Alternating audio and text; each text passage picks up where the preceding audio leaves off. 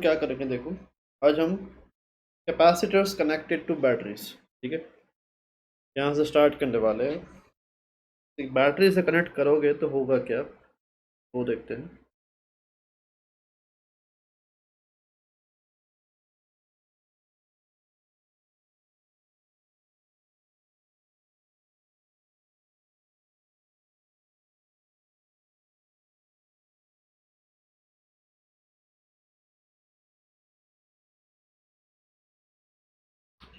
सबसे पहले तो हमें ये देखना है कि बैटरी का रोल क्या होता है, the role of a battery.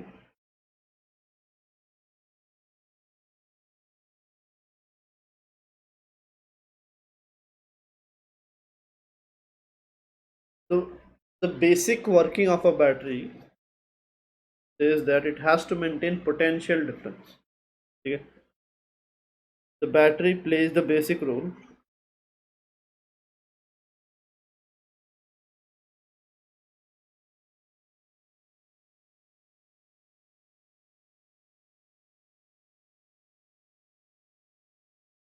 of maintaining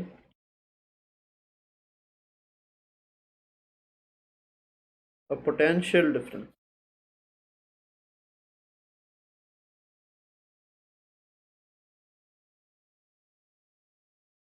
equal to the ends of the battery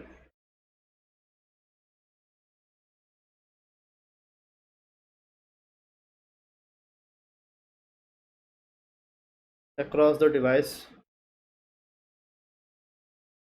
being connected। ये तो जिस भी डिवाइस को आपने कनेक्ट किया है उसके अक्रॉस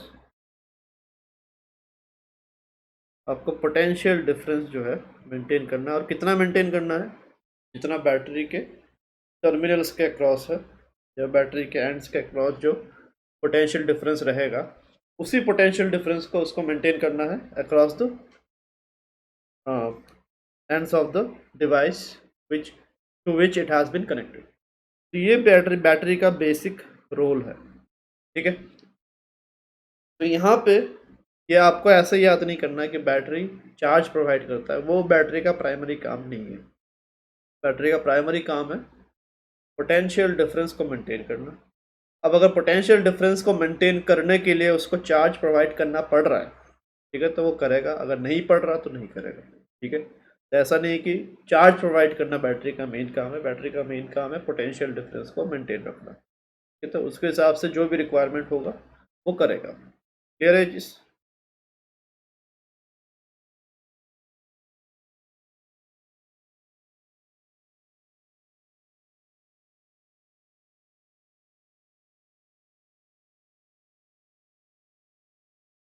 और ये चीज़ भी आप लिख लो, the potential difference across the ends of an ideal battery. PD मतलब potential difference across the ends of an ideal battery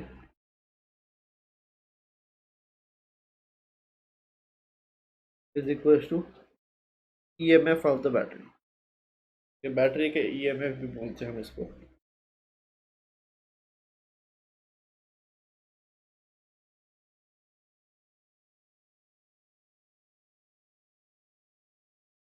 हाँ, बता रहा हूँ। ये तो EMF क्या है देखो, EMF is called the electromotive force, ठीक है। तो हर बैटरी का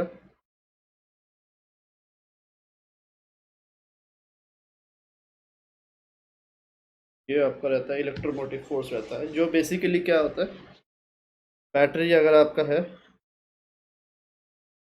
ये आपका सर्किट डायग्राम होता है बैटरी का बेसिक, जिसका पॉजिटिव टर्मिनल और नेगेटिव टर्मिनल इसके बीच का जो पोटेंशियल डिफरेंस है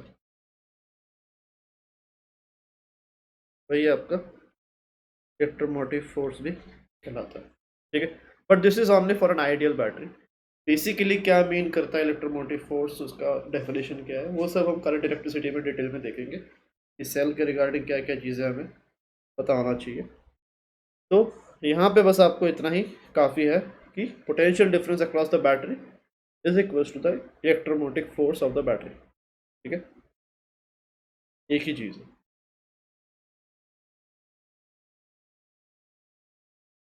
तो अभी यहाँ पे देखो,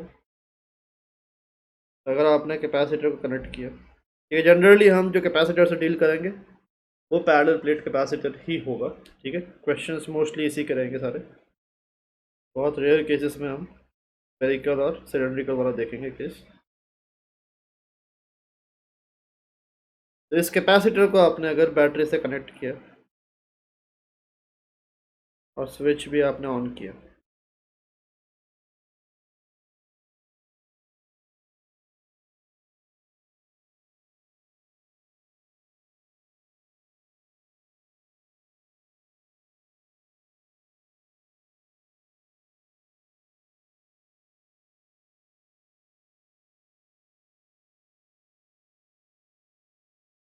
ठीक है। ये मान लो आपने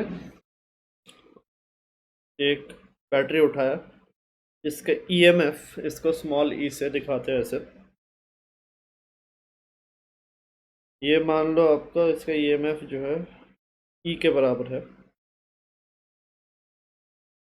तो जैसे आप स्विच को ऑन करोगे, यहाँ पे जैसे स्विच ऑन होगा तो क्या होगा, ये बैटरी इसके अक्रॉस भी पोटेंशियल डिफरेंस कितना मेंटेन करेगा, ई के बराबर ही। This is the primary work of the battery. Clear है चीज?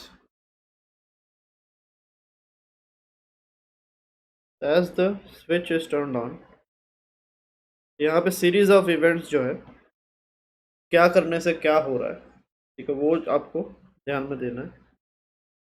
तो जैसे आपने स्विच ऑन किया, बैटरी के अक्रॉस का जो भी ईएमएफ है ई के बराबर, ठीक है, वही वो मेंटेन करेगा किसके अक्रॉस, कैपेसिटर के प्लेट्स के अक्रॉस। तो डेल्टा वी जो है वो ई के बराबर होगा। तो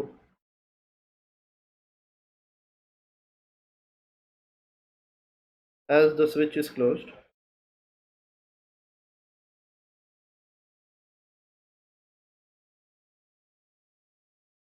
the battery maintains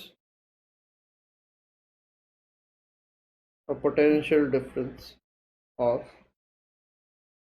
E across the capacitor। अगर पोटेंशियल डिफरेंस आपका E है तो चार्ज भी हम निकाल सकते हैं। देखो now charge Q would be C into delta V, ठीक है। ये इक्वेशन वैलिड होगा? बताओ। ये तो हमने कल ही सीखा था, कैपेसिटेंस और चार्ज और पोटेंशियल डिफरेंस में ये रिलेशन है, ठीक है। अब देखो यहाँ पे Q आपका कितना आएगा, therefore Q would be C into E, इसके बराबर। ये जो चार्ज है वो किसने दिया, ये चार्ज बैटरी ने प्रोवाइड किया, C इंटू ई के बराबर। तो ये क्या बन जाएगा, ये पॉजिटिव प्लेट बन जाएगा और दूसरा आपका नेगेटिव प्लेट बन जाएगा।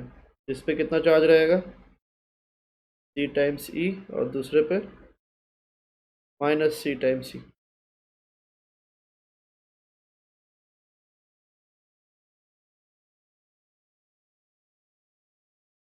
क्लियर? अब ऐसा क्यों होगा, बैटरी जब मान लो अगर मेरा चार्ज इधर इस साइड पॉजिटिव चार्जेस जा रहे हैं, क्यू मतलब क्यू के बराबर, तो मैं ये भी बोल सकता हूँ कि सर्किट में उल्टे डायरेक्शन में नेगेटिव चार्जेस जा रहे हैं। समझ में आ रहा है ये चीज़? दोनों एक ही चीज़ है। पॉजिटिव चार्जेस नेगेटिव क्यू इस तरफ जाना या पॉजिटिव क्यू इस तरफ जाना, एक ही बात है, सेम थिंग। ये आपको 10th में भी सिखाया जाता है कि अगर होता क्या है, बेसिकली पॉजिटिव चार्ज कहीं जाता है क्या, अपना पॉजिटिव चार्ज कहीं नहीं जाता। जब आप सर्किट बनाते हो, सर्किट जब आपने बनाया तो होता क्या है, बेसिकली इलेक्ट्रॉन्स फ्लो करते हैं, ठीक है। तो मान लो इलेक्ट्रॉन्स अगर इस तरफ जा रहे हैं तो हम बोलते हैं कि plus charge, positive charge towards left जा रहे हैं, ठीक है। करंट का ऐसा ही है, या तो आप पॉजिटिव चार्ज के डायरेक्शन में करंट मानते हो या तो नेगेटिव चार्ज के उल्टे डायरेक्शन में आप करंट मानते हो। ठीक है। तो यहाँ पे बेसिकली क्या हुआ देखो, जैसे आपका कैपेसिटर बैटरी से कनेक्ट नहीं हुआ था, दोनों पे 0 0 चार्ज था। अब जैसे ही आपने बैटरी कनेक्ट कर दिया, बैटरी ने क्या किया, इस प्लेट से इस प्लेट से सॉरी इस प्लेट से नहीं, इस प्लेट से minus Q amount of charge इधर से मूव करवा के इस प्लेट पे लेके डाल दिया इसने। ठीक है। तो अगर इस प्लेट पे आके माइनस क्यू सेटल होगा तो जहाँ से आया उसमें प्लस बन जाएगा। समझ में आ रहा है ये चीज़? ये लिख लो। तो ये आपका चार्ज ऑन द कैपेसिटर जो है वो आपका आ गया। ठीक है। तो बैटरी जैसे ही कनेक्ट करोगे यही चीज़ होने वाला है। कैपेसिटर पे चार्ज आपका कितना होगा, सी टाइम्स ई, और ई कितना है, कैपेसिटर के अक्रॉस का जो पोटेंशियल डिफरेंस है वो अगर ई है तो सी टाइम्स ई उस पर चार्ज रहने वाला है। ठीक है। तभी एक ऐसा केस भी देखते हैं जहाँ पे कैपेसिटर में ऑलरेडी पहले से ही कुछ चार्ज प्रेजेंट है। ठीक है। तो उस केस में बैटरी क्या करेगा, क्लियर है? यहाँ पे मान लो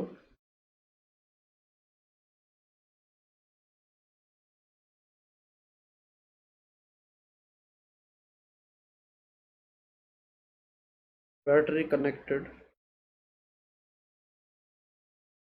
टू अ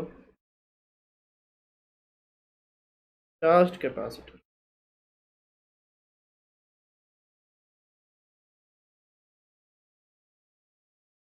यहाँ पे एग्जांपल में देखते हैं। Suppose a capacitor of capacitance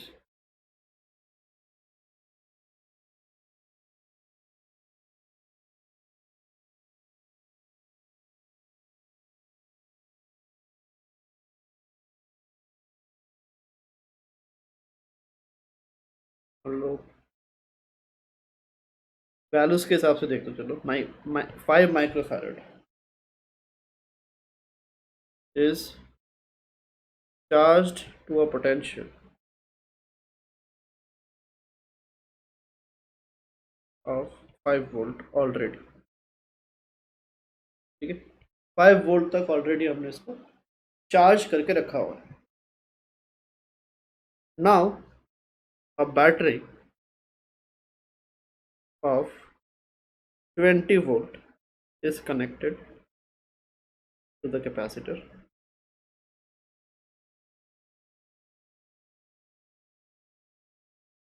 and turned on।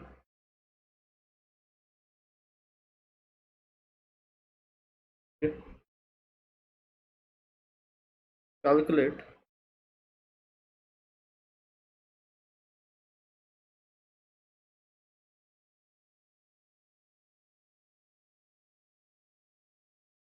the amount of charge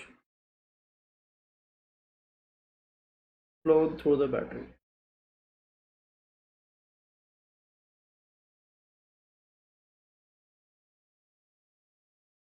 ये आपको निकालना, तो ट्राई करो।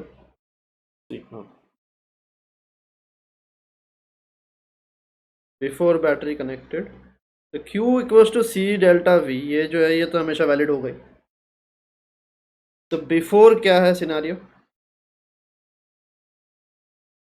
बिफोर आपका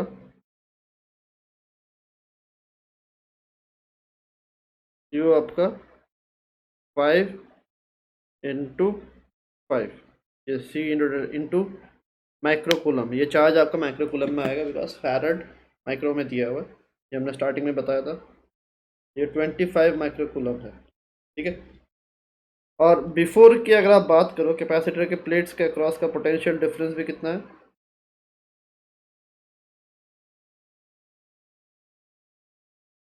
5 वोल्ट।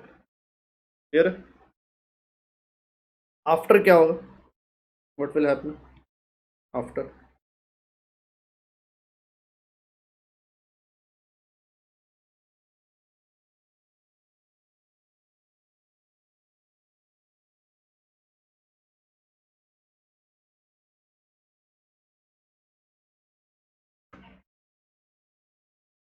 आफ्टर आपने बैटरी कनेक्ट किया, तो बैटरी कितने कनेक्ट किया आपने? 20 वोल्ट का। तो 20 वोल्ट का अगर बैटरी कनेक्ट किया तो अभी नया पोटेंशियल डिफरेंस कितना होगा? 20 वोल्ट। सी तो अनचेंज रहेगा ना, सी का कोई फर्क नहीं पड़ता। ठीक है, सी जो है इसका कोई फर्क आपका नहीं पड़ता, चार्ज चार्ज जितना मर्जी हो, पोटेंशियल डिफरेंस जितना मर्जी हो, तो ये आपका 5 ही रहेगा। ये क्यू फाइनल कितना होगा? ये क्यू इनिशियल ले लो, Q final would be equals to कितना? सी 5 इंटू डेल्टा वी जो कि 20 है माइक्रोकूलम। क्यू फाइनल आपका कितना हो गया? 100 माइक्रोकूलम। तो इस पॉजिटिव प्लेट पे पहले कितना था? 25, और इस पे कितना था? 100। क्लियर?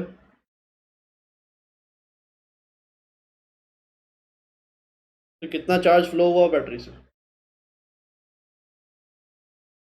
ये जो एक्स्ट्रा चार्ज है वो कहाँ से आया? तो बैटरी से ही आया। तो चार्ज फ्लो कितना हो गया?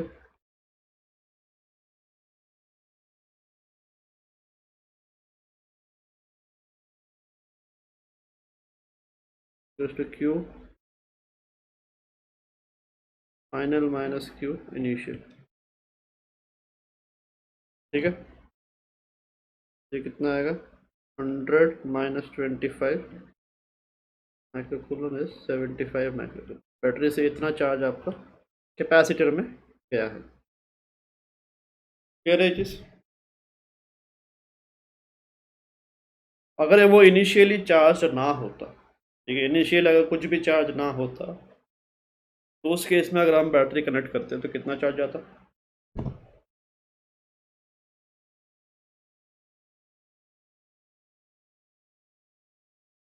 इनिशियल अगर कुछ पूरा 100, ठीक है, बैटरी से पूरा पूरा 100 जो है वो उसमें फ्लो होकर जाता। तो बैटरी देखो अगर यहाँ पे बैटरी वही काम कर रहा है कि मेंटेन कर, जितना मेंटेन करने के लिए रिक्वायर्ड है उतना ही वो प्रोवाइड करेगा। ठीक है, ऐसा नहीं है कि हमेशा एक ही particular amount of charge provide करने वाला है, वो ऐसा नहीं है। ठीक है, रिक्वायरमेंट के हिसाब से है। तो अगर ये कैपेसिटर हमारा पहले से ही 20 वोल्ट में ही चार्ज रहता, if the initial potential difference was already 20 volt, ठीक है, और उसमें अगर आपने 20 वोल्ट का बैटरी कनेक्ट किया होता तो क्या होता? कुछ भी चार्ज फ्लो नहीं होता, जो ऑलरेडी 20 है, कनेक्ट करने के बाद 20 रहेगा, तो कुछ भी फर्क नहीं पड़ेगा। समझ में आ रहा? Grouping of capacitors.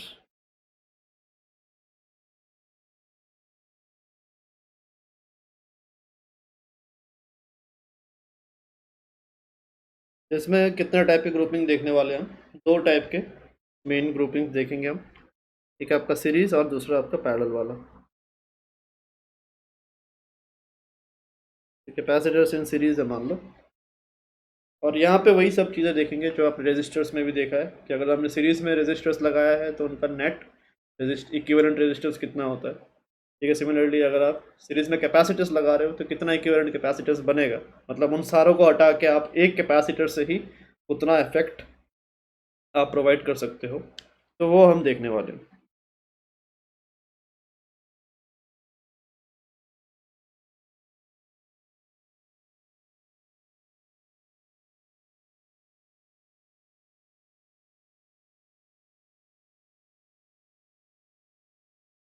तो मान लो ऐसे आपके कैपेसिटर का सर्किट डायग्राम ऐसा ही रहेगा। सर्किट में जब हम कैपेसिटर दिखाएंगे वो भी पैरेलल प्लेट कैपेसिटर्स, तो सर्किट में हम ऐसे ही 2 पैरेलल लाइन से दिखाने वाले हैं। इसका मान लो C1 है, इसका C2 है, इसका C3 है। ठीक है, अब कैपेसिटर में जब चार्ज फ्लो करता है, मान लो अगर इस ब्रांच में Q चार्ज अगर फ्लो किया है तो क्या होगा? इस पे Q चार्ज, इस पे माइनस Q चार्ज, फिर इस पे Q, इस पे माइनस Q, इस पे Q और इस पे माइनस Q। ऐसा आपका चार्ज डिस्ट्रीब्यूशन होगा। ठीक है, अगर तो सबसे पहले जिस प्लेट को पकड़ता है उस पर पॉजिटिव चार्ज और दूसरे में उतना ही नेगेटिव। फिर वही इसको पहले पकड़ा क्यू, दूसरे पे माइनस क्यू, फिर इसको भी पहले पकड़ा तो इस पे क्यू, दूसरे पे माइनस क्यू। तो this is how the charge distribution is going to be like. Clear है ये चीज़? तो सीरीज कनेक्शन में होगा क्या, सीरीज कनेक्शन में सिंस ये पूरा आपकी एक ही ब्रांच है तो सब में क्या फ्लो होगा, सेम चार्ज फ्लो होगा Q. Clear?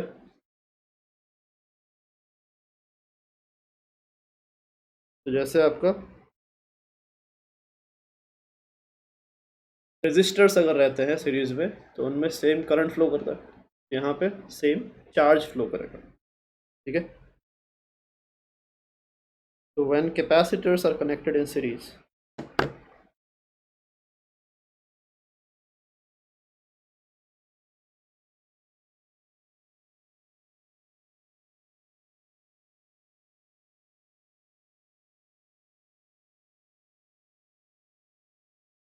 same charge flows through each of them.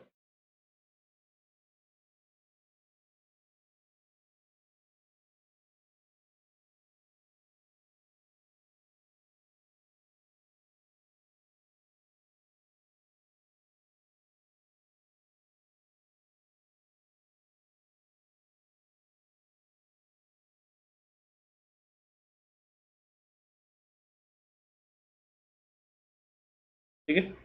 तो चार्ज इसलिए क्या होगा, therefore charge of each capacitor is same. Charge of capacitor किसको बोलते हैं? कैपेसिटर के पॉजिटिव प्लेट पे जो चार्ज है उसको चार्ज ऑफ कैपेसिटर बोला जाता है।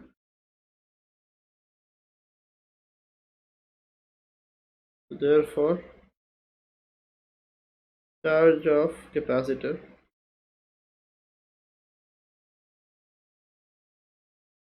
Is same.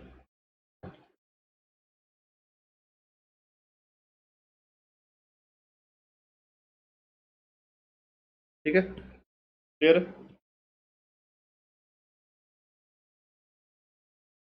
तो अभी देखो, हर कैपेसिटर के अक्रॉस एक पोटेंशियल डिफरेंस अभी आ चुका है। ठीक है?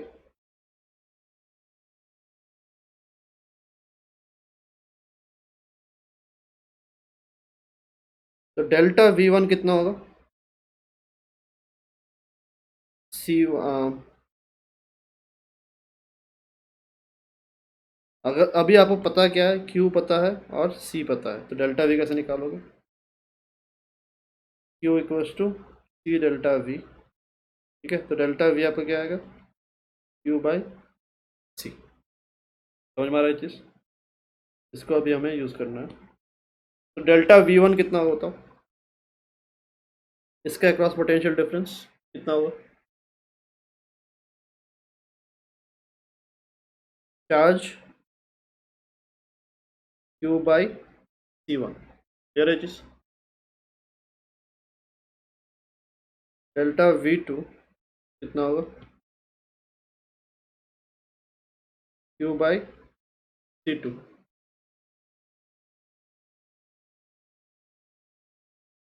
डेल्टा V3 जो है Q बाई C3 है। क्लियर है चीज़?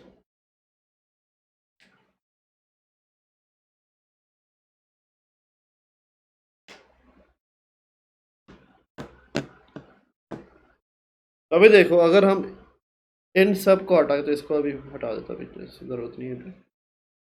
अब हमें अगर इक्विवेलेंट कैपेसिटर लगाना है तो उसमें क्या होना चाहिए, उस इक्विवेलेंट कैपेसिटर में सेम चार्ज फ्लो होना चाहिए। ठीक है? ये Q सेम जाना चाहिए और इन यहाँ से लेके यहाँ तक, ठीक है, A से लेके B तक जो भी आपको नेट पोटेंशियल डिफरेंस आया, कितना, delta V1 plus delta V2 plus delta V3, उतना ही पोटेंशियल डिफरेंस इक्विवेलेंट कैपेसिटर के अक्रॉस भी आना चाहिए। ठीक है? तो ये अगर A है, ये अगर B है, तो डेल्टा V ए बी, ये कितना होगा, delta V1 plus delta V2 plus delta V3। तो इक्विवेलेंट कैपेसिटर का कंसेप्ट क्या है, देखो, इक्विवेलेंट कैपेसिटर मतलब इन तीनों को हटा के अगर आप एक ही कैपेसिटर यूज़ करते हो तो उसके अक्रॉस पोटेंशियल डिफरेंस और इन सब का मिला के जितना है सेम होना चाहिए। इट मस्ट हैव दो चीज़ें, same charge flowing through it,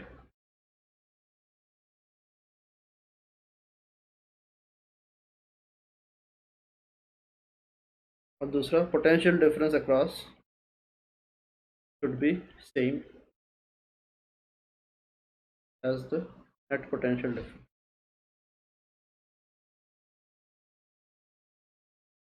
should be same as entire branch. ठीक है,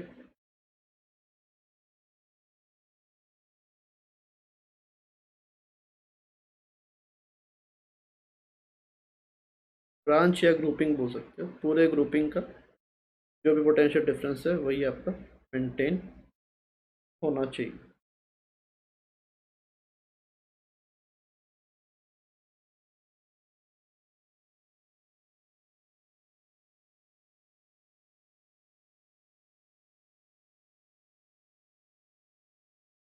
तो ये दो पॉइंट्स हर इक्विवेलेंट कैपेसिटर को सेटिस्फाई करना है। ठीक है, तो अभी इनको सेटिस्फाई करते हुए जो हम करेंगे उससे आपको इक्विवेलेंट कैपेसिटेंस मिलने वाला है। ठीक है, अगर मैं सी इक्विवेलेंट लगाऊं, ठीक है, ए और बी के अक्रॉस तीनों को हटा के सी इक्विवेलेंट अगर हम लगाएं,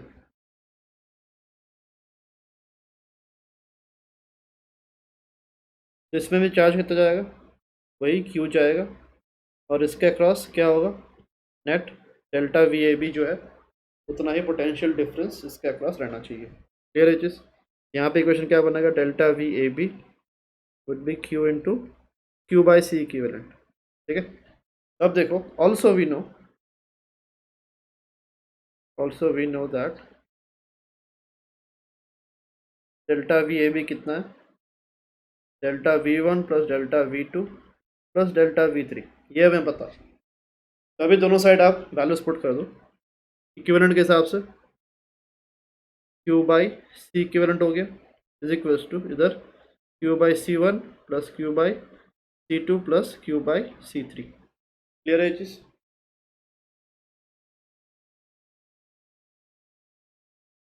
तो ये सारे क्यू आप कैंसिल, तो वन बाई सी इक्विवेलेंट क्या आ रहा है, one by C one plus one by C two plus one by,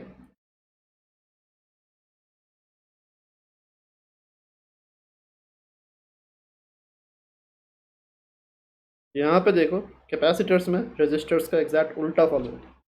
resistors में पैरेलल में जो आपका फॉर्मूला फॉलो होगा, कैपेसिटर्स में सीरीज में वो चीज़ फॉलो होगा। क्लियर है चीज़? तो यहाँ पे देखो,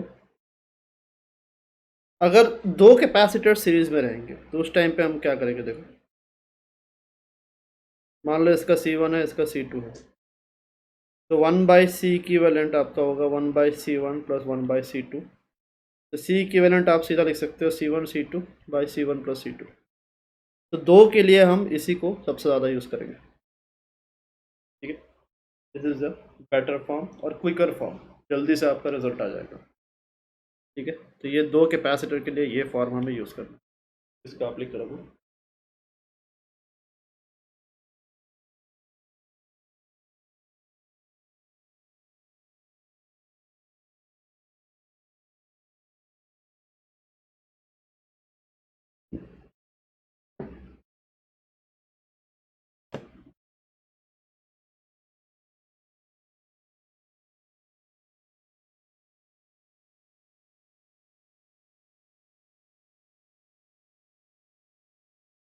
लिख लिया?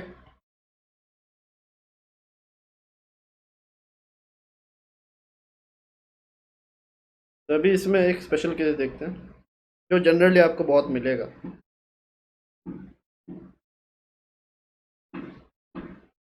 If n capacitors are connected in series,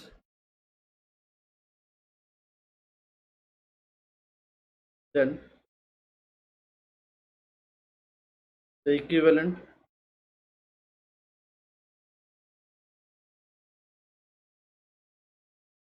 capacitance will be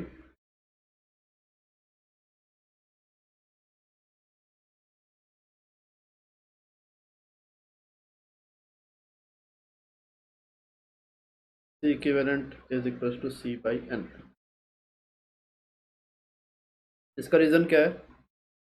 देखो 1/C इक्विवेलेंट, अगर सारे इक्वल है इसको आप लिख सकते हो 1/C plus 1/C plus 1/C dot dot dot N times. ठीक है, यहाँ से आपका C इक्विवेलेंट 1/C इक्विवेलेंट क्या आएगा? N/C। C equivalent is C by N। Clear है चीज़? तो ये रिजल्ट आप डायरेक्ट यूज़ कर सकते हो, आपको बहुत काम आएगा ये। मान लो आपको ऐसा दिया हुआ है केस कि आपको दो कैपेसिटर्स है,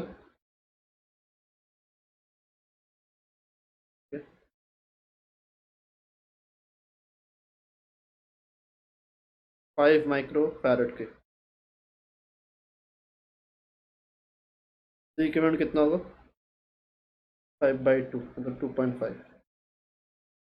ठीक है, अगर मान लो आपके पास तीन है 10 माइक्रो फैरड के,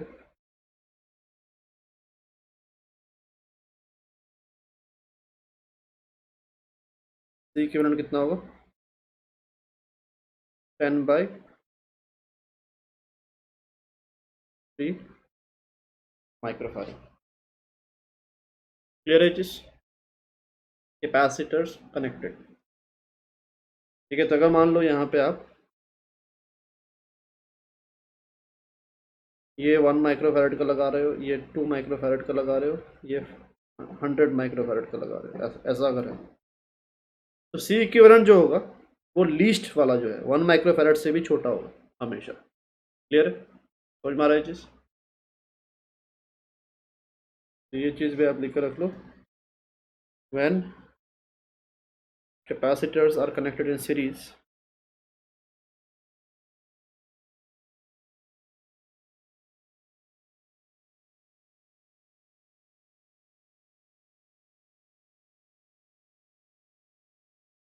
the equivalent capacitance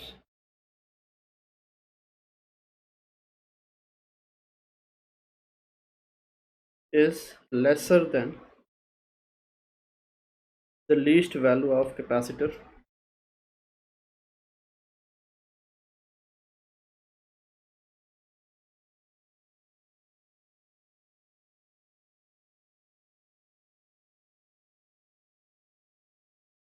out of the entire branch।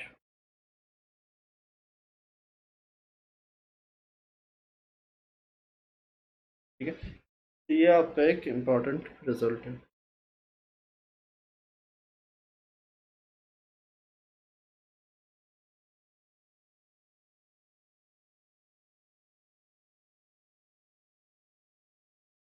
हाँ, समझ।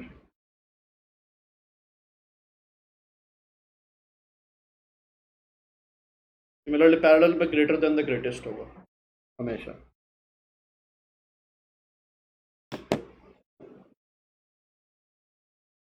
तो अगला देखते हैं कैपेसिटर्स इन पैरेलल।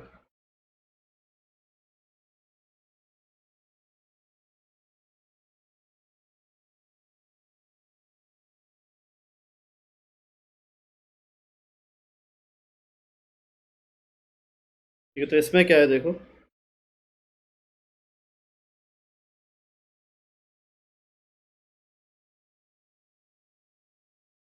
अगर आपके पास दो तीन कैपेसिटर्स है जो पैरेलल में लगे हैं,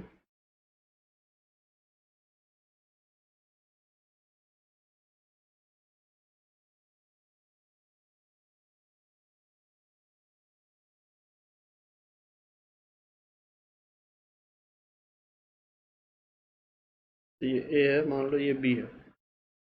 ठीक है, तभी ये C1 C2 C3 ऐसा है। तो पैरेलल का मतलब क्या है? पैरेलल का मतलब ये है कि सबके अक्रॉस पोटेंशियल डिफरेंस सेम होगा, बिकॉज दोनों सेम पॉइंट से कनेक्टेड है। तीनों potential difference is going to be the same across each। in parallel potential difference remains same across each capacitor.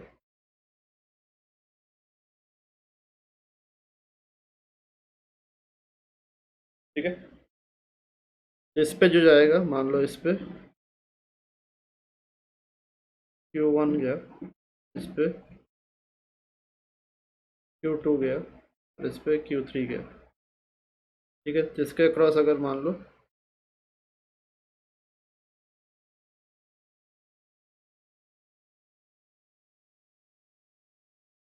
Delta we है, इसका क्रॉस भी डेल्टा वी रहेगा, इसका क्रॉस भी डेल्टा वी ही रहने वाला है। क्लियर है चीज?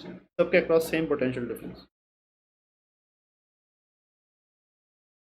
देयरफॉर Q1 कितना होगा?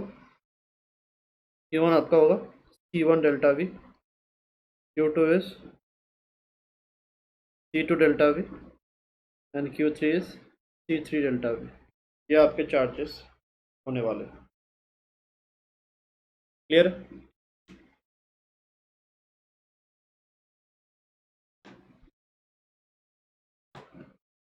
तभी देखो, अगर हम एक इक्विवेलेंट कैपेसिटर लगाएंगे ए और बी के अक्रॉस, ये मान लो सी इक्विवेलेंट है, तो इसके अक्रॉस भी कितना होगा? पोटेंशियल डिफरेंस सेम होना चाहिए, और चार्ज जो एंटर करेगा वो क्यू नेट के बराबर होगा। मतलब नेट जितना चार्ज सर्किट से ड्रॉ हुआ, इसका इसका इसका सबका मिला के वही इसमें एंटर करेगा। समझ में आ रहा है? इसका इक्वेशन क्या बनेगा? तो देयरफॉर आप ऐसा लिख सकते हो, Q net is equals to C equivalent into delta V. Also ऊपर अगर आप देखो, यहाँ पे जो क्यू नेट गया है, इस डायग्राम से क्यू नेट कितना आ रहा है? Q1 plus Q2 plus Q3। ठीक है, तो देयरफॉर हम क्या लिख सकते हैं? देखो, Q net is Q1 plus Q2 plus Q3। इसको हम ऐसा लिख सकते हैं, C equivalent delta V is equals to C1 delta V plus C2 delta V plus C3 delta V. Clear है चीज?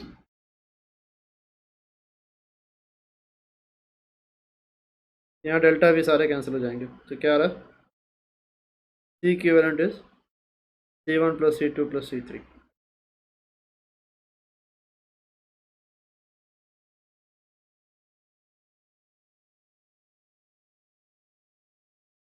ठीक है, this is for parallel cases. तो यहाँ पे अगर आप देखो, कैपेसिटर जब पैरेलल में होते हैं तो उनका जो इक्विवेलेंट कैपेसिटेंस है वो सीरीज रेजिस्टेंस वाला फार्मूला फॉलो करता है, तो उल्टा है पूरा कैपेसिटर्स का। Please like, share and subscribe and hit the bell icon for future update.